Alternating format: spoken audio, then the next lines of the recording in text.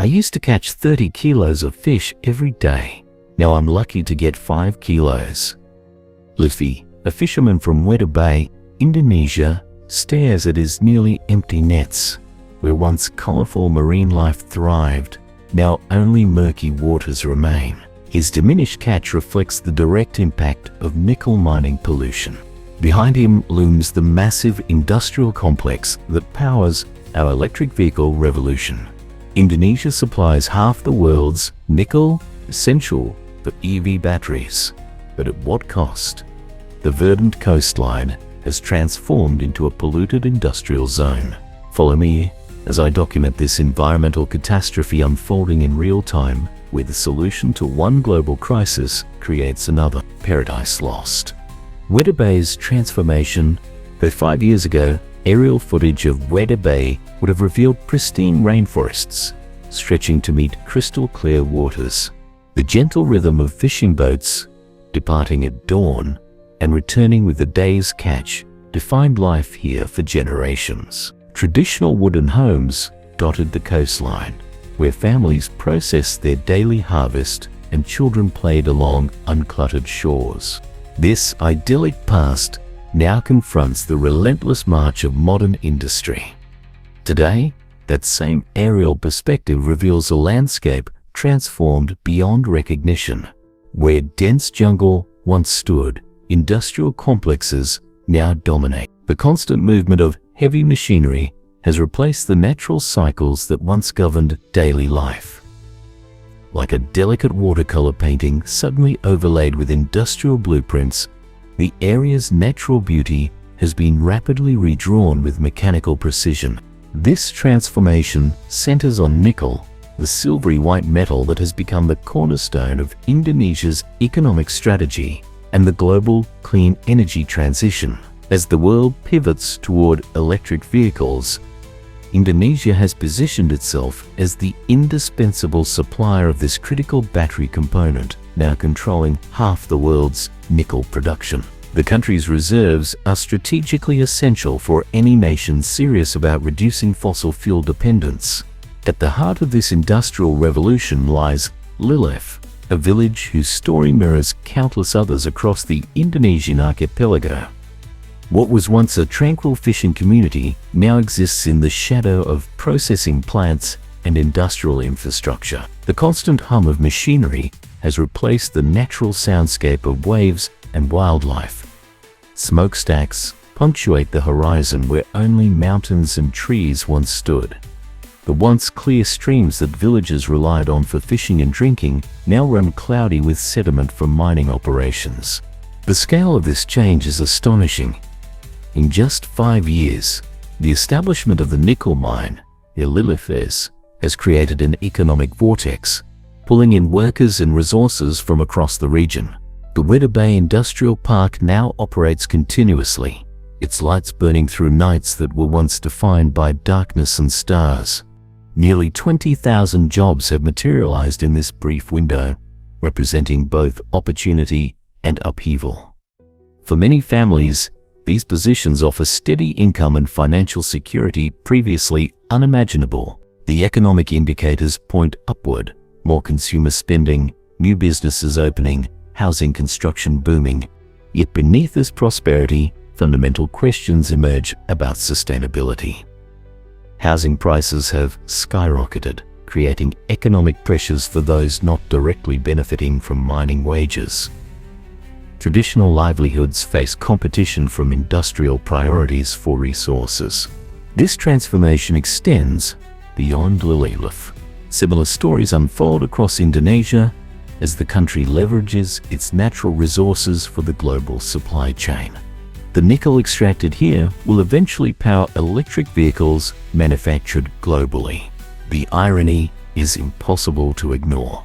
The clean energy revolution, designed to heal our planet's atmosphere, begins with this intensive extraction process. Every electric vehicle driving silently down a European or American street has its origins in places like Weda Bay, where the environmental and social calculus is considerably more complex than marketing brochures might suggest. The fisherman's plight, Lutfi's story, Behind every sleek electric vehicle sits a hidden cost that doesn't appear on any sticker price.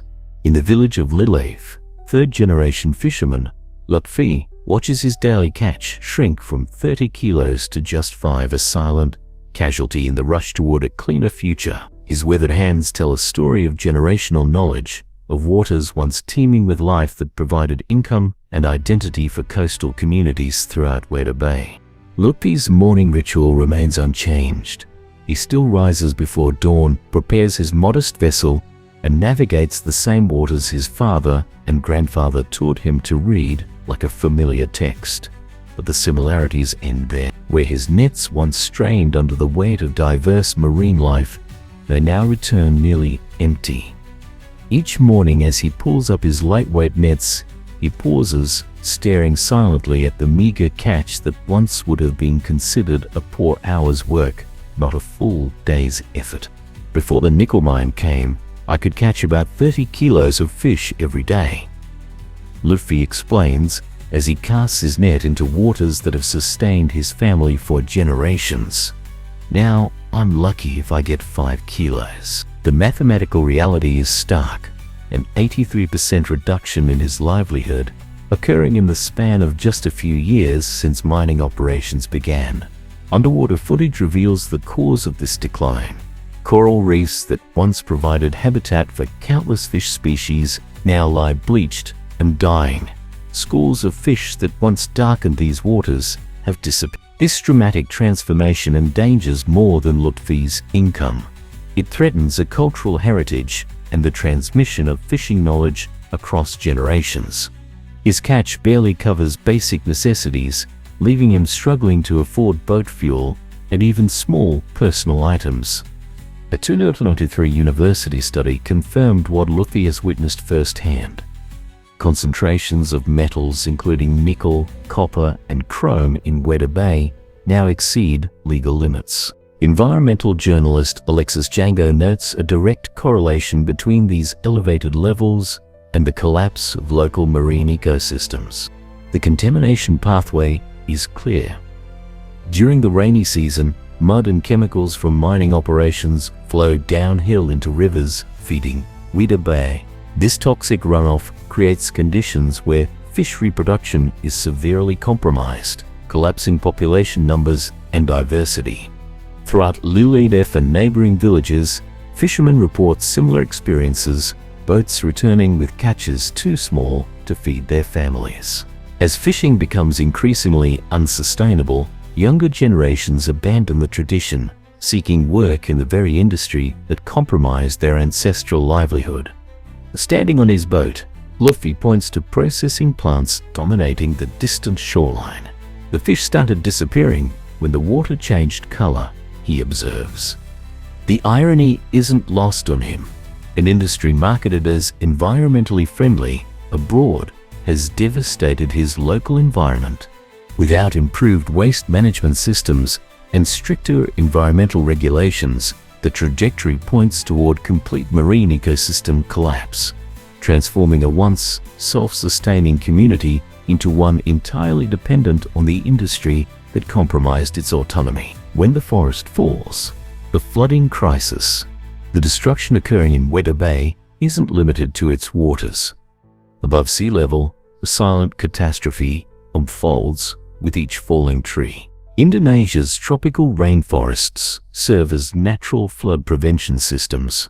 Their dense root networks and vegetation absorbing rainfall that would otherwise rush down hillsides. But in Weda Bay, this crucial environmental shield, once impenetrable after centuries of growth, lies shattered by industrial expansion.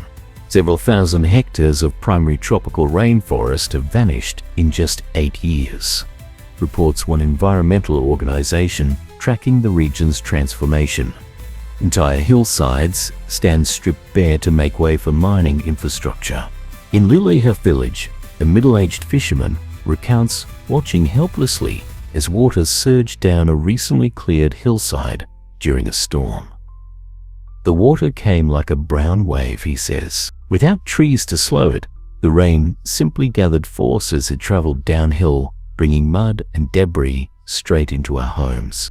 Evidence of these floods marks the community everywhere. Mudlines streak walls at knee-height inside homes, showing where floodwaters invaded during recent downpours. In one modest wooden house, a family displays water-damaged photographs and a child's schoolbooks dried in the sun, their pages warped and stained brown. Before the forest was cut, we might see flooding once every few years, explains a village elder. Now, it happens with every significant rainfall. We no longer wonder if our homes will flood during rainy season, but how high the water will rise. This environmental damage is transformed into a public health crisis. Children develop painful rashes and infections from contaminated floodwaters carrying sediment from mining areas. Food security faces equal danger as agricultural plots lie buried under layers of mining runoff and eroded soil. One farmer gestures at his ruined field. "The floods bring heavy mud that suffocates my plants," he explains. "My family now depends on purchased food, forcing me to work longer hours to afford what we once grew ourselves." Mining companies have established tree nurseries in response to criticism about deforestation. Company representatives showcase rows of saplings, promising complete reforestation within decades. Their presentations feature digital renderings of restored landscapes. Primary tropical rainforests represent complex ecosystems that developed over centuries, count as an ecologist studying the region. What's destroyed in days takes generations to recover, if it ever does. For Lilith residents, these competing narratives create an impossible situation. The industry causing their environmental suffering provides economic lifelines many families now depend on. "My son works for the mining company," confesses the village elder. "How can I criticize the industry that pays for his children's education?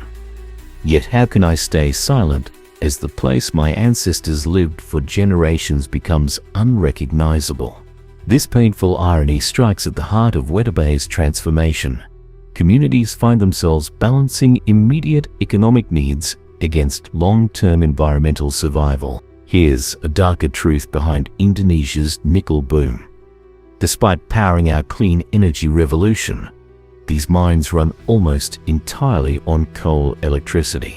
This creates a troubling paradox, where batteries meant for reducing emissions are manufactured through highly polluting processes. Equally concerning is the lack of transparency. The Weda Bay mine, which has the French state as a minority shareholder through Aramat Group, declined to meet with journalists. Our transition to electric vehicles simply shifts pollution onto communities like Weda Bay, trading one environmental crisis for another.